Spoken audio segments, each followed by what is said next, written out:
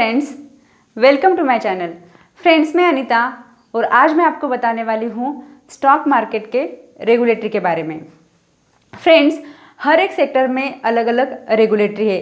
जैसे अगर हमने देखा तो IRDA जो insurance regulatory and development authority है, वो इंश्योरेंस सेक्टर की रेगुलेटरी है। उसी तरह से RBI जो है, reserve bank of India, India के अंदर जो बैंक है, मतलब banking, finance and monetary policy की रेगुलेटरी है। PFRDA pension fund regulatory and development authority, जो पेंशन फंड है उनकी वो रेगुलेटरी है। उसी तरह से अगर हमने देखा तो जो हाउसिंग फाइनेंस कंपनी है उनकी रेगुलेटरी है NHB, नेशनल हाउसिंग बैंक। तो इसी तरह से जो स्टॉक मार्केट है, कैपिटल मार्केट, म्यूचुअल फंड्स, इन सब की भी एक रेगुलेटरी है सेबी, जिसका फुल फॉर्म है securities and exchange board of India. तो ये सेबी ही स्टॉक मार्केट को रेगुलेट करती है। तो देखो फ्रेंड्स, सिक्योरिटीज़ अगर आप लोगों को पता नहीं है सिक्योरिटीज़ मीन्स क्या है, तो सिक्योरिटीज़ के अंदर इक्विटी मतलब जो स्टॉक्स है वो आते हैं, बॉन्ड्स, डिबेंचर, उसके बाद डेरिवेटिव मार्केट के अंदर फ्यूचर ऑप्शंस आते हैं। तो इस तरह से ये सारी चीज़ें सिक्योरिटीज़ के अंदर आती है, ठीक है ना। और एक्सचेंज तो आप लोगों को भी पता ही चल चुका है कि एक्सचेंज क्या है। तो ये securities and exchange board of India है। तो इसके बारे में हम बात करने वाले हैं। आज मैं आपको जितना भी आपको इम्पॉर्टेंट है सेबी के बारे में जानकारी, मतलब आप लोगों को पता होनी चाहिए, वो सारी चीज़ें मैं आपको बताने वाली हूँ। सेबी फाउंड हुई थी 1992 में और उसका हेडक्वार्टर है मुंबई। देखो, सेबी के अगर हमने कुछ फंक्शंस देखे, ऑब्जेक्टिव देखे, तो वो डिवाइड कुछ इस तरह से होते हैं, जैसे कि regulatory function, development function, protective function. तो मैं इसमें से जो इम्पोर्टेंट है वो आपको बता देती हूँ। देखो, सेबी का जो मेन ऑब्जेक्टिव है, मेन फंक्शन है, वो ये है कि प्रोटेक्ट करना जो भी इन्वेस्टर है उनके इंटरेस्ट को, to protect interest of investor. मतलब क्या है कि इन्वेस्टर, निवेशक जो होते हैं, उनके हित की रक्षा करना और उनको एक हेल्दी इन्वायरमेंट वहाँ पे प्रोवाइड करना, एक्सचेंजेस पे या फिर वो ट्रेड कर रहे हैं तो उनको एक हेल्दी इन्वायरमेंट प्रोवाइड करना सेबी का एक फंक्शन है, ठीक है। तो देखो फ्रेंड्स, मतलब ये चीज़ जो है कि हेल्दी इन्वायरमेंट प्रोवाइड करना, मतलब वहाँ पे क्या होता है कि स्टॉक मार्केट अंदर जो भी एक्टिविटी होती है, ट्रेडिंग होती है या बाकी जो चीज़ें हैं, तो इन सब पे सेबी क्या करती है, वॉच रखती है कि वहाँ पे कुछ फ्रॉड हो रहा है तो उसे प्रोहिबिट करती है, रोकती है, कुछ इलीगल एक्टिविटी तो नहीं हो रही है, ठीक है। और जो भी फ्रॉड हो रहा है उसके ऊपर या कुछ फाउंड हुआ तो जो भी लीगल एक्शन है वो भी लेने का काम सेबी करती है, या किसी को कुछ पेनाल्टी भी वहाँ पे देनी पड़ती है अगर किसी ने कुछ रूल के खिलाफ किया तो, ट्रेडिंग के समय या फिर वो सारी चीज़ें। और अगर हमने देखा तो और सेबी का जो ऑब्जेक्टिव है वो है कि जो स्टॉक मार्केट के अंदर जो भी इंटरमीडिएटरीज है, पार्टिसिपेंट है, उनके ऊपर वॉच रखना। मतलब कि जो एक्सचेंजेस है, ब्रोकर, सब ब्रोकर, इन सब के ऊपर से भी वॉच रखती है कि उनकी जो भी एक्टिविटीज़ हो रही है उन सब के ऊपर सेबी का वॉच होता है।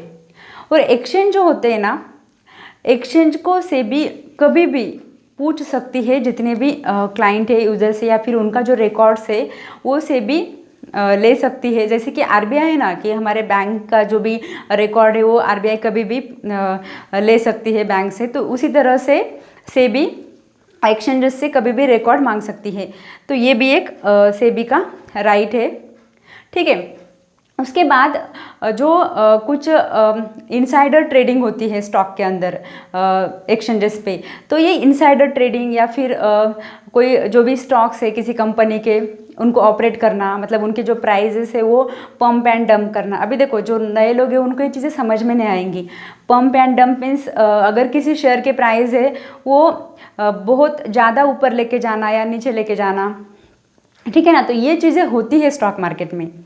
देखो, ये आपको अभी समझ में नहीं आएगा। मैं आपको एक बताना चाहूँगी कि जो भी मूवीज़ है स्टॉक मार्केट के रिलेटेड, जैसे कि बाजार मूवी है, गफला, या रिसेंटली एक वेब सीरीज़ काफ़ी फेमस हुई है, स्कैम 1992, वो आप देख सकते हैं। उसके अंदर आपको ये चीज़ें पता चल जाएगी कि किस तरह से मार्केट में एक्टिविटीज़ होती है या कोई फ्रॉड किस तरह से किया जाता है और वहाँ पे सेबी का क्या रोल है।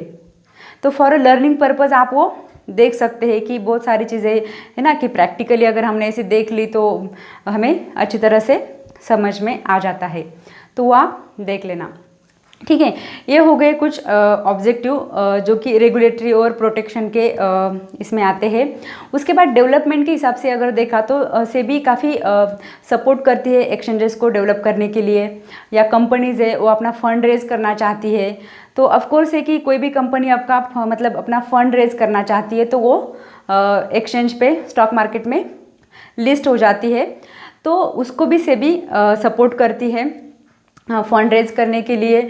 जो इन्वेस्टर है उनको सपोर्ट करती है इन्वेस्टिंग के लिए। उसी तरह से अवेयरनेस क्रिएट करती है जो इन्वेस्टर है उनमें। अब देखो जो भी मतलब इंडिया के अंदर देखा तो अभी भी बहुत सारे ऐसे लोग हैं कि जिनको स्टॉक मार्केट के बारे में कुछ भी पता नहीं है, और थोड़ा बहुत पता भी है तो वो पॉजिटिव नहीं है स्टॉक मार्केट के बारे में। मतलब उन्होंने इधर उधर से कुछ ऐसे बातें सुनी होंगी कि इसका इतना लॉस हुआ, उसका इतना लॉस हुआ। तो देखो फ्रेंड्स, अगर आप किसी भी चीज़ में इन्वेस्ट कर रहे हो, अगर ब्लाइंडली इन्वेस्ट कर रहे हो तो आपका लॉस हो ही जाएगा। अगर आप कहीं पे भी इन्वेस्टमेंट करो, आप प्रॉपर्टी ले लो, अगर आप कोई प्लॉट ले रहे हो, घर ले रहे हो, तो वहाँ पे भी आपको कुछ ना कुछ तो स्टडी करनी पड़ती है कि हम कौन से एरिया में ले रहे हैं। अगर हम इन्वेस्टमेंट के पर्पज़ से ले रहे हैं तो उसका फ्यूचर कैसा रहेगा, वहाँ का जो एरिया है वो कितने साल में डेवलप हो जाएगा, ठीक है ना। तो हर चीज़ की हमें क्या करनी है, जानकारी वहाँ पे भी लेनी पड़ती है।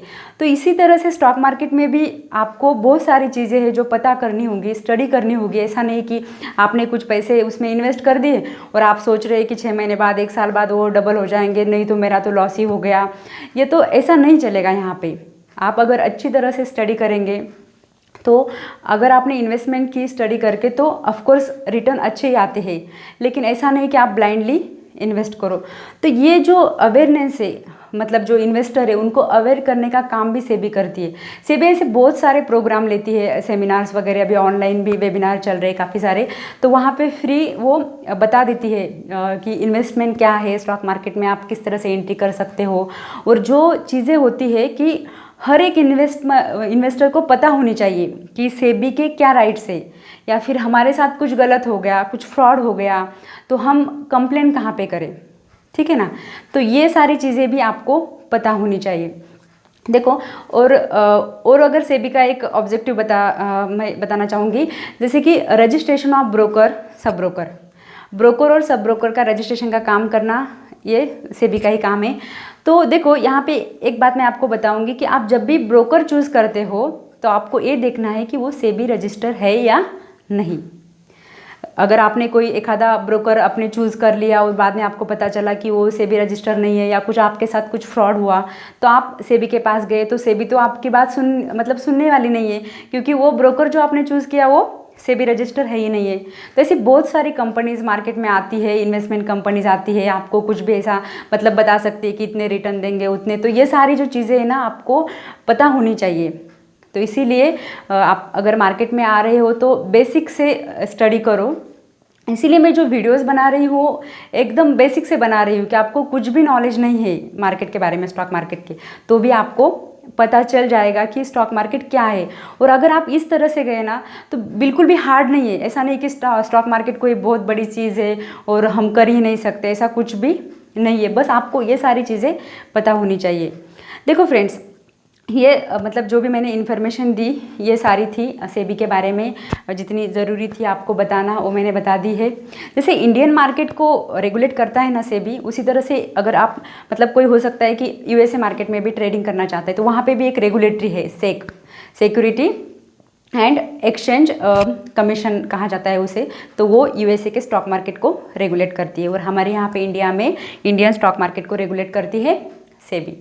तो फ्रेंड्स, ये इन्फॉर्मेशन अगर आपको अच्छी लगी है, वीडियो अच्छा लगा है तो इसे लाइक ज़रूर कर लेना। और अगर आपको कुछ भी डाउट है रिलेटेड टू वीडियो तो आप मुझे पूछ सकते हैं कमेंट सेक्शन में। और चैनल पे नए हैं तो सब्सक्राइब कर लेना चैनल को। और मतलब जो भी आपके फ्रेंड्स एंड फैमिली है उनको शेयर भी कर लेना। मैंने जो अलग से प्लेलिस्ट बनाई है स्टॉक मार्केट की वो।